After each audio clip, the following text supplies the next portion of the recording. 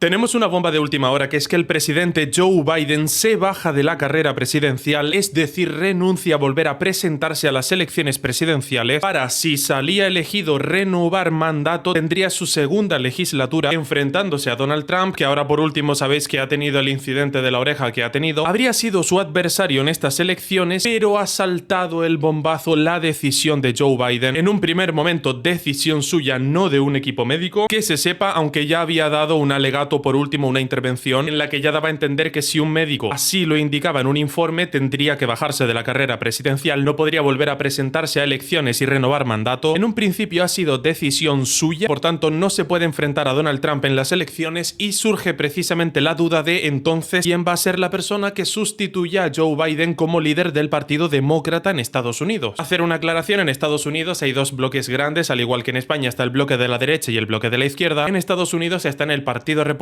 y el Partido Demócrata, que respectivamente son lo mismo, derecha e izquierda. Esto que los profesores de historia en los institutos públicos os han colado como que es derecha y derecha facha, pero que en realidad son izquierda y derecha, esto. En un primer momento se pretende que la persona que sustituya a Joe Biden sea Kamala Harris. Sin duda era de esperar precisamente ya esta capitulación por parte de Joe Biden, porque indudablemente por una cuestión de salud ya se le veía desorientado en todos los mítines a los que iba, cayéndose en las escaleras mientras subía las escaleras del avión presidencial. Tenéis un montón de grabaciones por internet de un montón de usuarios que lo hacen muy bien y que les mando un saludo desde aquí, en el que veíamos precisamente la situación de salud de este hombre, diciendo en medio de un meeting que estaba en un estado en el que no estaba, saludando a la gente como si fuesen de otro estado, diciendo el nombre de otro estado. Por poner un ejemplo, aunque no sean los lugares clavados, decía buenos días Oklahoma y a lo mejor estaba en Tennessee, por poner un ejemplo. Muchas veces también se le veía perdido diciendo en medio de los mítines o de sus apariciones públicas ¿dónde estoy? Mirando para un sitio en el que no había nadie, saludando literalmente a un fantasma, intentando darle la mano a alguien en un sitio totalmente vacío. Indudablemente por una cuestión de salud es lógico que Joe Biden haya dejado de ser el candidato del Partido Demócrata de Estados Unidos. También teníamos el intento de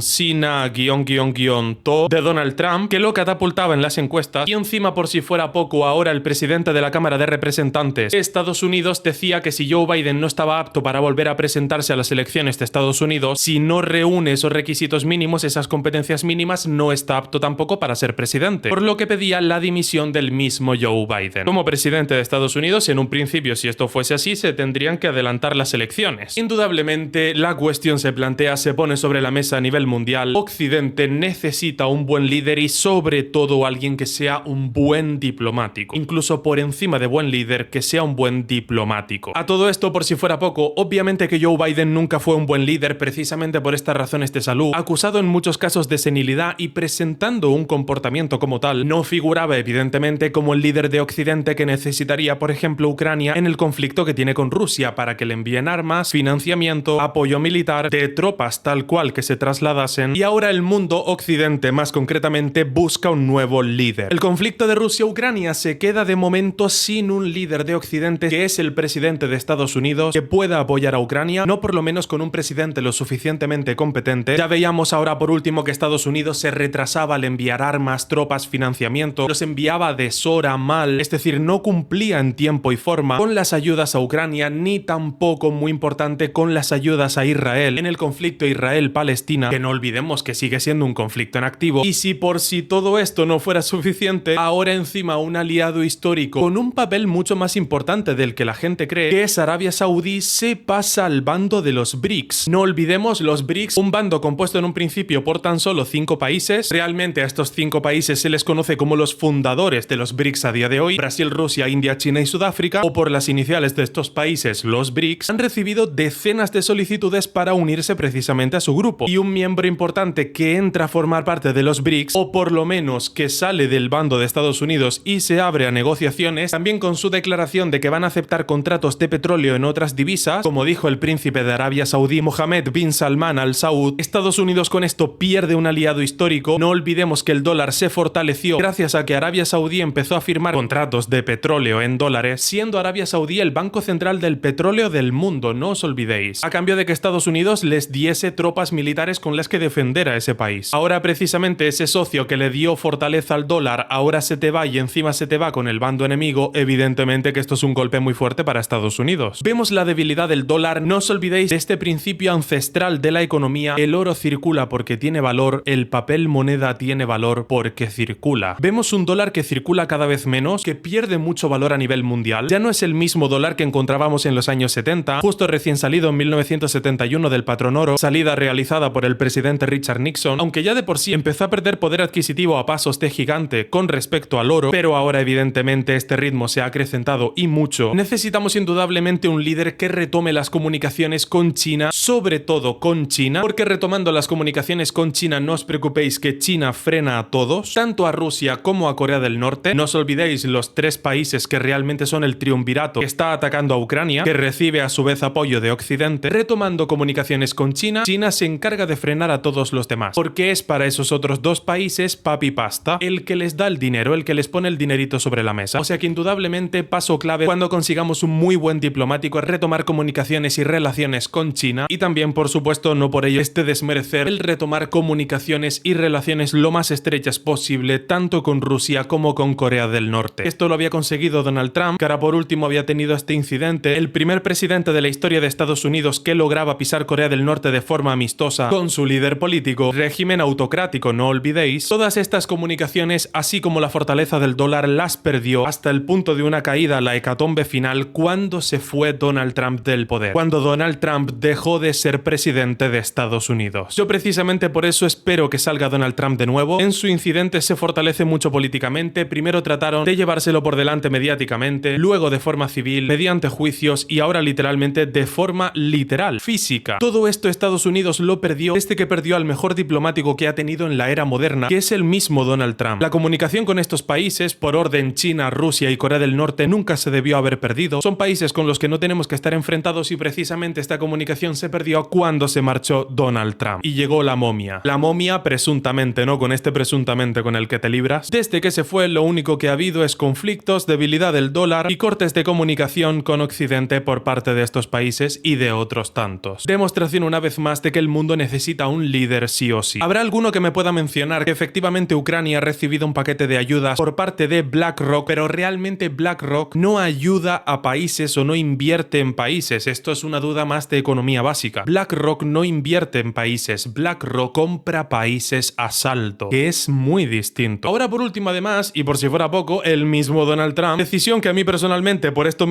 último que acabo de decir no me gusta tanto, el mismo Donald Trump se ha planteado tener a Larry Fink, a Lawrence Fink, que es el director ejecutivo de BlackRock, como el secretario del Tesoro. No olvidéis que el secretario del Tesoro es el puesto que recibe en el gobierno equivalente al ministro de Economía en las demás economías, ¿vale? En los demás países, equivalente al ministro de Economía, por ejemplo, aquí en España, en Alemania, en Suiza, todos estos países. En un principio ahora se espera que retome el relevo de Joe Biden Kamala Harris, cumpliéndose una vez más una frase cuyo mayor expositor actualmente es Samuel Vázquez, ex policía y actual presidente de la Organización de una Policía para el Siglo XXI, que sentenciaba en más de una entrevista suya: estamos en manos de los peores en el peor momento. Señores, tenemos que enlazar de nuevo comunicaciones y relaciones lo más estrechas posibles con China, con Rusia y con Corea del Norte. ¿Por qué? Por un motivo técnico objetivo muy concreto, que es porque donde hay comercio no hay guerras. El comercio hace ganar dinero. ¿Y cuándo está nerviosa la gente? Por ejemplo, cuando salís a conducir, ¿cuándo pita más la gente? En las épocas en las que no hay dinero, en los que la gente está nerviosa, de los nervios se vuelve agresiva, violenta, porque no hay dinero en el bolsillo. En cambio, cuando la gente tiene dinero en el bolsillo, todo el mundo está manso, todo el mundo está mansito. Tiene que haber dinero en el bolsillo de la gente y eso solo lo crea el comercio. Establecer relaciones para que comerciemos entre nosotros. No os preocupéis que al igual que en una convivencia el roce hace el cariño, en una economía el comercio crea la amistad y elimina la guerra. Donde hay comercio no hay guerra. Lo que crea las amistades entre los países, lo que les hace ganar dinero y que dejen de estar confrontados es el comercio, es hacer ganar dinero a la gente, que tengan dinero en el bolsillo. En una economía donde hay comercio no hay guerra. Y solo podemos garantizar el comercio retomando las comunicaciones con esos países. Países también como Venezuela precisamente, o Cuba, con los que nunca Estados Unidos debió estar enemistados, y aquí les meto yo también un tirón de orejas a ellos, al propio Estados Unidos, porque realmente el puesto del Banco Central del Petróleo a nivel mundial tendría que ser precisamente Venezuela y no Arabia Saudí, que por algo tiene más petróleo en su suelo que el propio Arabia Saudí. No confundir petróleo en su suelo con petróleo en reservas, porque os pueden hacer este truquito estadístico de solo tener en cuenta el petróleo ya extraído que está en barriles, bloqueados o en circulación. No.